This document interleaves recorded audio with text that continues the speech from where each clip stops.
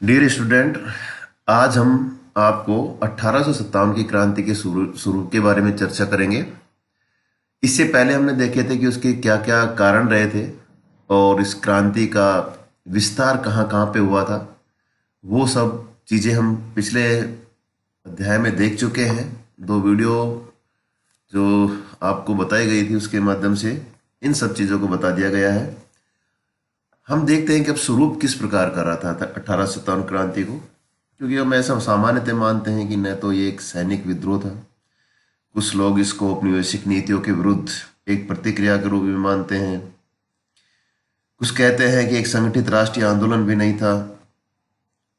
कुछ विद्रोहियों को किसी उच्च आदर्श ने ऐसा मानते हैं कि प्रभावित नहीं किया था। तो कुल मिला के ऐसा लगता है कि इस विद्रोह का जो व्यापक स्वरूप है वो समग्र भारत में एक जैसा नहीं था। विद्रोह का अखिल भारतीय स्वरूप भी शायद इसमें हमें देखने को नहीं मिलता है, लेकिन हिंदुस्तान के दृष्टिकोण से देखा जाए तो 1857 की क्रांति का महत्वपूर्ण प्रभाव पड़ा था। तो इसके बारे में कुछ आज हम अध्याय के माध्यम से कुछ आपसे चर्चा करेंगे। तो आज का हमारा टॉपिक होगा 1857 की क्रांति का स्वरूप।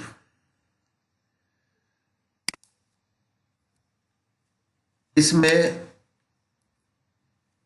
देख सकते हैं कि काफी विद्वान जो थे उन लोगों में काफी मतभेद यहां देखने को मिलता है। कुछ इतिहासकार इसे मात्र सैनिक विद्रोह या गदर के रूप में देखते हैं, तो कुछ जो अपने भारतीय इतिहासकार थे वो इसको प्रथम स्वतंत्रता संग्राम के रूप में भी देखते हैं। कुछ इतिहासकार ऐसा मानते हैं कि ये विद्रोह बहुत सीमित क्षेत्र में था तथा इसमें समाज के सभी वर्गों ने भाग नहीं लिया था। लेकिन अगर निष्पक्ष रूप से इसका निष्कर्ष निकाला जाए तो हम कह सकते हैं कि इस विद्रोह का स्वरूप व्यापक था और इसमें राजा, सामंतों, सैनिकों के साथ नागरिकों ने भी इसमें भाग लिया था।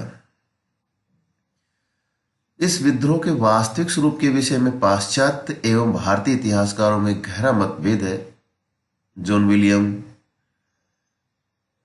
मेलिसन, लॉरेंस आदि साम्राज्यवादी विचारधाराओं से प्रभावित अंग्रेजों तथा गदर के समय के कुछ भारतीय भी इसे मात्र एक सैनिक विद्रोह की संज्ञा देते हैं।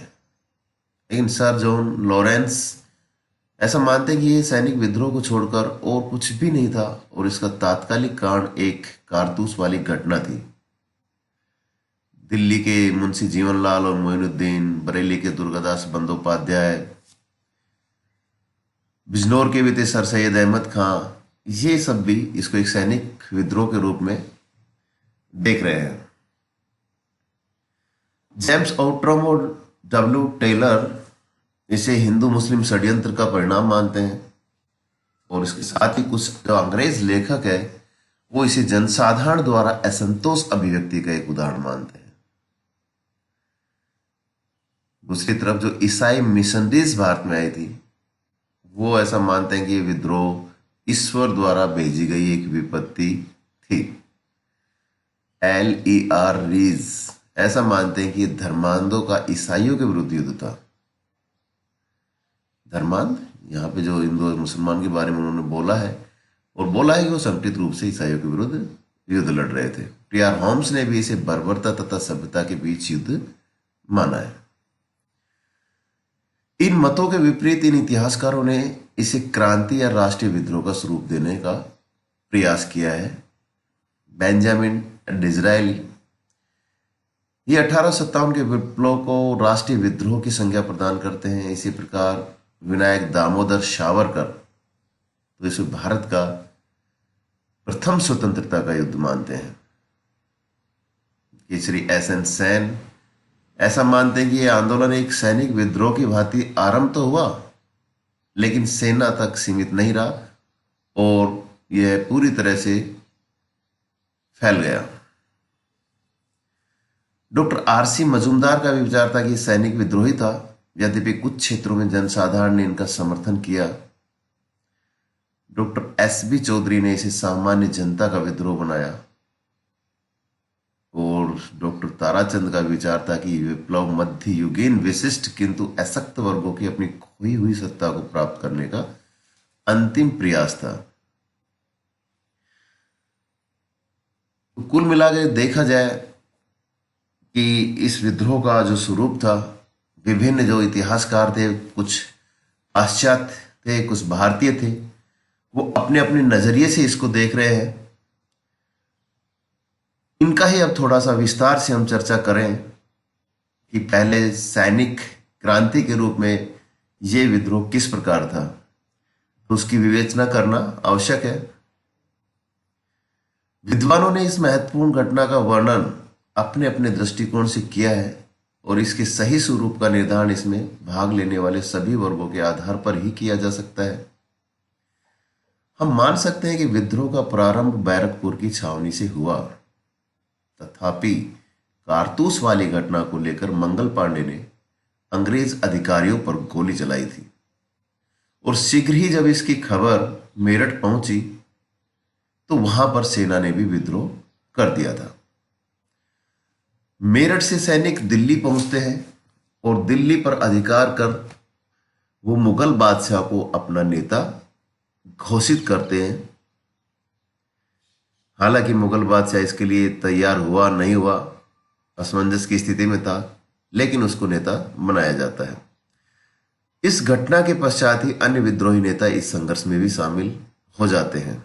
तो इस तरह ये स्पष्ट हो जाता है कि विद्रोह का प्रारंभ सैनिकों द्वारा ही हुआ, लेकिन ये भी सत्य है कि सभी सैनिकों ने इस क्रांति में भाग नहीं लिया, क्योंकि सिखों ने तो इस विद्रोह को दबाने में अंग्रेजों की मदद पहुंचाई है और विद्रोहियों को सिर्फ अंग्रेजी सेना की सहायता से नहीं दबाया गया, बल्कि उसमें भारतीय सेना का भी योगदान रहा था।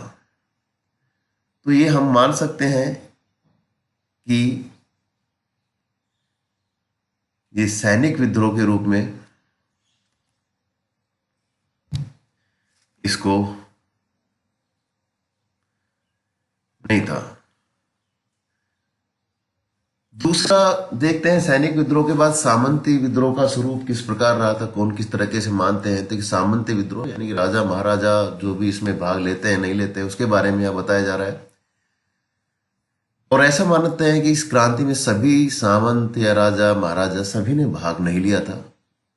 इसमें सिर्फ वे ही सक्रिय रूप से भाग ले रहे थे जिनका राज्य छिन गया था, जिनकी पेंशन को बंद कर दिया गया था या अन्य तरह के आर्थिक और राजनीतिक प्रतिबंध लगा दिए गए थे। बहादुर शाह जफर, जीनत महल, नाना साहब, कुंवर सिंह, अवध के तालुकेदार एवं जमींदार ऐसे ही असंतुष्ट व्यक्ति थे। इसके विपरीत भारतीय जमींदारों और नरेशों का एक बड़ा वर्ग इस विप्लव से तटस्थ रहा। इतना ही नहीं, ग्वालियर, इंदौर, हैदराबाद, जोधपुर, राजपूताना के अनेक राज्यों, भोपाल, पटियाला, नाबा, जिंद, कश्मीर, नेपाल आदि के प्रमुख शासकों ने विद्रोहियों को दबाने में अंग्रेजी सरकार की भरपूर मदद की। तो यह हम देखते हैं कि बड़ा एक क्षेत्र जो असंतुष्ट जो थे वो तो अंग्रेजों के खिलाफ लड़े, लेकिन एक बड़ा वर्ग था जो अंग्रेजों का कहीं न कहीं साथ भी दे रहे थे। प्रोफेसर विपिन चंद्र के अनुसार 1% से ज्यादा भारतीय प्रमुखों ने आंदोलन में हिस्सा नहीं लिया। अतः इस विद्रोह को सामंती विद्रोह की संज्ञा देना भी उचित नहीं है। तो यहां हम देख सकते हैं, इसका विवेचन अगर करते हैं, और जो माना गया था कि कुछ इतिहासकार सामंती विद्रोह के रूप में इसको मानते हैं, तो वो भी कहना यहाँ उचित नहीं माना जा सकता है, क्योंकि बहुत कम मात्रा में कुछ राजा महाराजाओं ने इसमें भाग लिया था और वो भी जो असंतुष्ट थे। इसके बाद आता है हिंदू मुस्लिम षड्यंत्र के बारे में कुछ इतिहासकार इसका वर्णन करते हैं, जिसमें आउटरम वगैरह थे। लेकिन इसका विवेचन अगर किया जाए तो देखते हैं कि 1857 के विद्रोह को हिंदू मुस्लिम षड्यंत्र की संज्ञा देना भी उचित नहीं है, क्योंकि विद्रोह का जो नेता था बहादुर शाह जफर अनिच्छा से एवं व्यवस्था पूर्वक ही इसमें सम्मिलित हुआ था, क्योंकि जैसी मेरठ से सेना की टुकड़ी आती है और वो लोग बहादुर शाह की सहमति असहमति जो भी असमंजस की स्थिति थे लेते हैं और उसको वो राजा बनाते हैं। उन्होंने पहले से ही विद्रोह की कोई योजना नहीं बनाई थी। तो संघर्ष के दौरान भी वे कुशल नेतृत्व प्रदान नहीं कर सके, वो सिर्फ औपचारिकता कर रहे थे। इस क्रांति में हिंदू मुसलमान कंधा से कंधा मिलाकर लड़े थे। विद्रोह के नेता भी दोनों वर्गों से ही आते थे। दूसरी तरफ अंग्रेजों के हिमायती एवं विद्रोहियों को दबाने वालों में भी हिंदू मुसलमान दोनों ही थे। अतः इसे हिंदू मुस्लिम षड्यंत्र या मुस्लिम सत्ता की पुनर्स्थापना का प्रयास मात्र कहना अनुचित है, कह ही नहीं सकते। इस प्रकार इसे धर्म युद्ध या सभ्य और बर्बरता का युद्ध कहना वस्तु स्थिति से मुंह मोड़ना है। तो हिंदू मुस्लिम षड्यंत्र के रूप में जो एक मानते थे इतिहासकार, तो वो भी यहाँ कहीं ना कहीं ठीक नहीं है। इसके बाद देखते हैं कि कृषक विद्रोह के रूप में इसको माने नहीं माने, इसका विवेचन आवश्यक है, क्योंकि अनेक समकालीन अंग्रेज लेखकों ने 1857 के विद्रोह को मात्र एक कृषक विद्रोह माना था। उनके अनुसार भूराजस्व तथा जमींदारों के अत्याचारों से पीड़ित किसानों ने विद्रोह में बड़ी संख्या में भाग लिया तथा विद्रोहियों की मदद की। तो ये जो मत है वो एक पक्षीय है और घटना के वास्तविक महत्व को नजरअंदाज कहीं न कहीं करते हैं। क्योंकि ये बात ठीक है कि विद्रोह के जो नवोदित पाश्चात्य शिक्षा प्राप्त मध्यम वर्ग था वो बिल्कुल अलग रहता है इससे, किंतु किसानों के अतिरिक्त समाज के अन्य वर्गों ने भी इसमें हिस्सा लिया। सबसे बड़ी बात तो यह है कि देश भर के कृषकों की संख्या को देखते हुए जितने किसानों ने इसमें भाग लिया उसकी संख्या बहुत कम थी। अतः 1857 के विद्रोह को मात्र कृषक विद्रोह के रूप में देखना यह भी कहीं न कहीं सत्य को नकारने के बराबर है।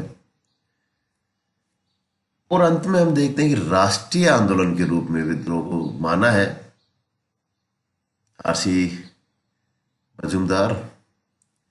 राष्ट्रीय विद्रोह के रूप में काफी इतिहासकार, भारतीय इतिहासकार इसको मानते हैं, डिसरेली भी मानते हैं।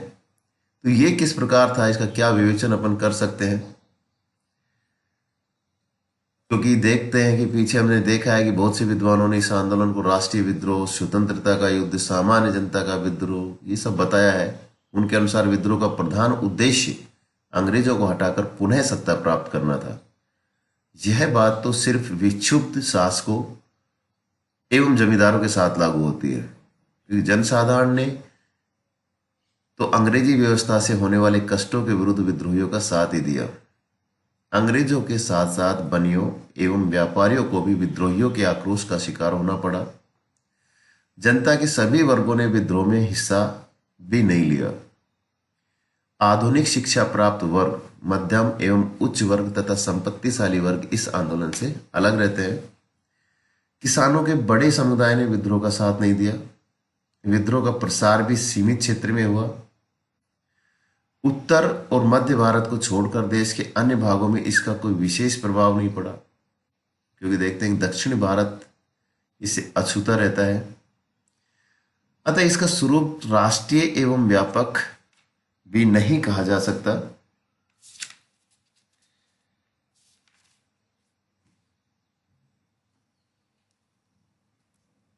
तो कुल मिलाकर हम कह सकते हैं कि ये जो विद्रोह था, जो भारतीय और पाश्चात्य इतिहासकार इसकी अलग अलग विवेचना कर रहे थे, उन सब से अगर निष्कर्ष निकाला जाए तो ये हम कह सकते हैं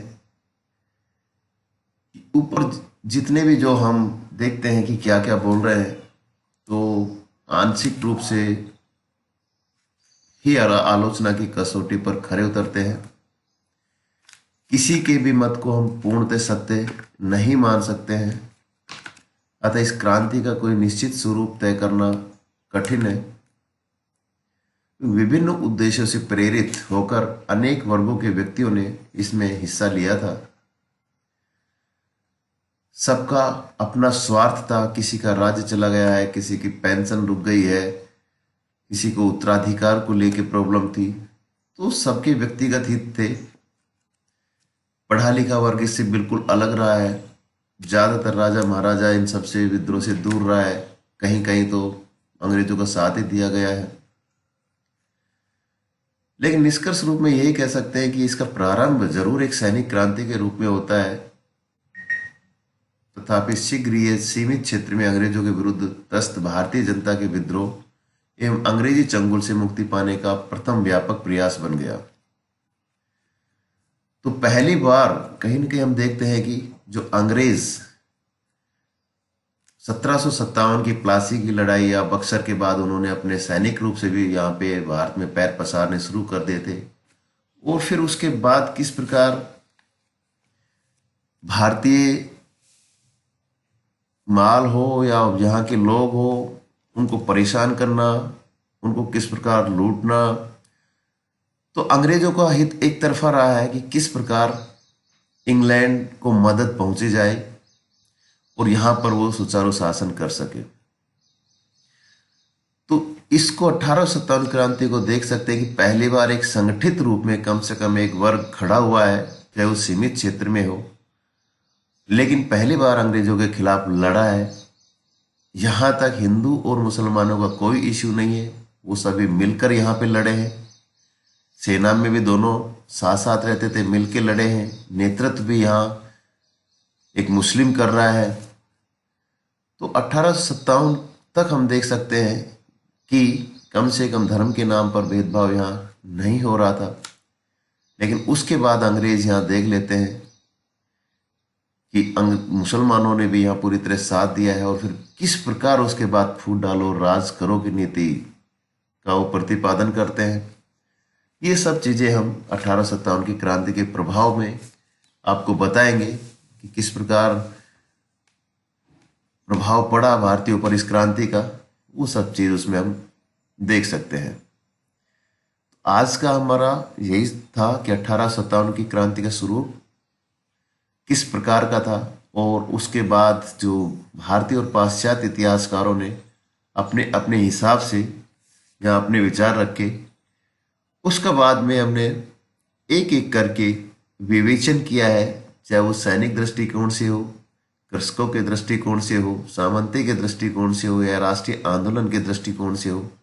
उन सब की विवेचना यहाँ पे की गई है, और अंत में उस विवेचनाओं का एक निचोड़ यही निकाला गया है कि आंशिक रूप से कुछ वक्तव्य सही है, लेकिन पूर्ण रूप से वो सही नहीं है, और इस क्रांति का स्वरूप निश्चित करना थोड़ा कठिन है। लेकिन फिर भी भारतीयों के दृष्टिकोण से देखा जाए तो ये एक प्रथम बार एक व्यापक प्रयास अंग्रेजों के खिलाफ किया गया है। Thank you.